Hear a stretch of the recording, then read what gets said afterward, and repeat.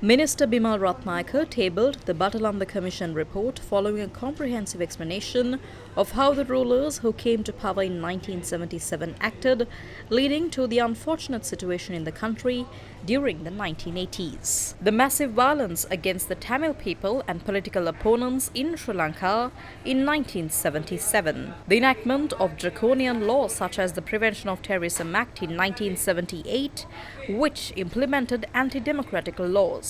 The dismissal of 100,000 state employees who engaged in a labour struggle in 1980. The blatant rigging of the Development Council elections in Jaffna in 1981 and the burning of the Jaffna Library. The extension of parliamentary powers for 6 years through a fraudulent referendum instead of holding parliamentary elections on time. The orchestration of a racial massacre against the Tamil people during the Black July of 1983 by ministers of the then United National Party government. The suppression of several leftist parties, including the Janatha Vimukti Peramuna, using the same Black July. Minister Bimal Ratnayake explained how the youth of the country were subjected to oppression and repression due to the continuous anti-democratic and repressive practices of the government that came to power in 1977. He said that the new government elected in 1994 aimed to bring justice for the repressive crimes that occurred over 17 years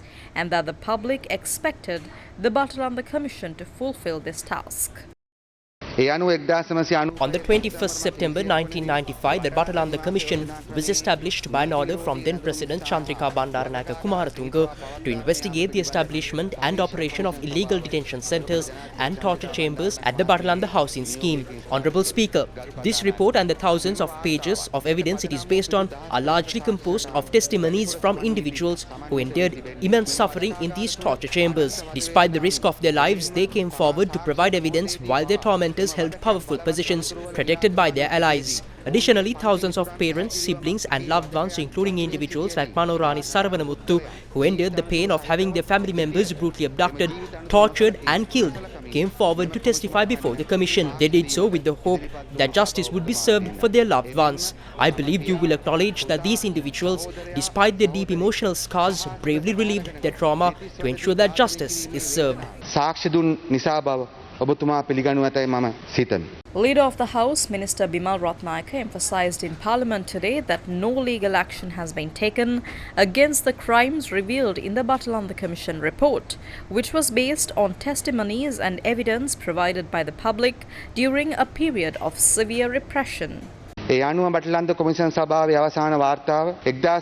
is clear that the final report of the Batalanda Commission should have been handed over to then President Chandrika Bandaranayake Kumaratunga on the 22nd May 1998. However, despite a copy being sent to the National Archives, it is now evident why she did not forward a copy to the Attorney General at that time. Additionally, a letter dated March 16, 2000 from the Additional Secretary to the President W.J.S. Karunaratne to the government printer instructed the printing of 500 Sinhala and 250 Tamil copies of the report for public release by the 27th March. Astonishingly, not one of these 750 printed copies was sent to the Attorney General.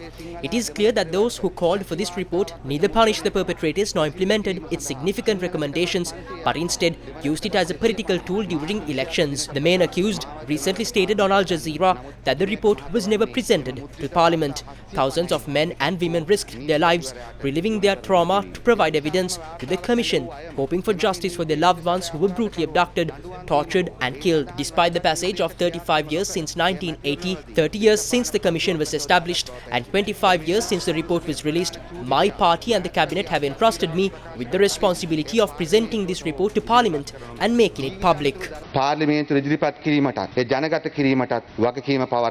Despite 3 decades having passed, Minister Bimal Ratnayake underscored the commitment to enforcing the law against the crimes revealed in the Batalanda Commission report.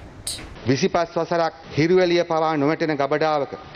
firmly believe that the light of justice and law will shine on this report, which has been hidden for 25 years, and that its recommendations will be implemented to achieve justice. The heavy burden that has weighed on my heart and mind since the massacre of thousands, including my comrade Rohana Vijayapire in 1989, is shared by millions of Sri Lankans who stand on the right side of history. By bringing the true perpetrators of this massacre to justice and addressing the illegal and cruel political tactics they used to maintain power, we can ensure that such a brutal era never occurs again. Therefore, the cabinet led by the President has made a policy decision to take action on the Batalanda report. Accordingly, we will refer this report to the Attorney General, appoint a special committee to provide recommendations on future actions, and hold a 2-day debate in Parliament at an appropriate time. I propose that this report, which I have tabled in Sinhala, Tamil and English, be printed for the use of MPs and the public. Additionally, I intend to present the 28 volumes of evidence related to the Commission to Parliament. I conclude my speech by inviting everyone committed to justice and fairness to join in the complete liberation of this heavy burden on our motherland. Thank you, Honourable Speaker. සම්පූර්ණයෙන්ම නිදහස් කිරීම වෙනුවෙන් යුක්තිය හා සාධාරණත්වය වෙනුවෙන් කටයුතු කරන සෑම කෙනාටම ආරාධනා කරමින් මගේ කතාව අවසන් කරමි. බොහොම ස්තුතියි ගරු කතානායක.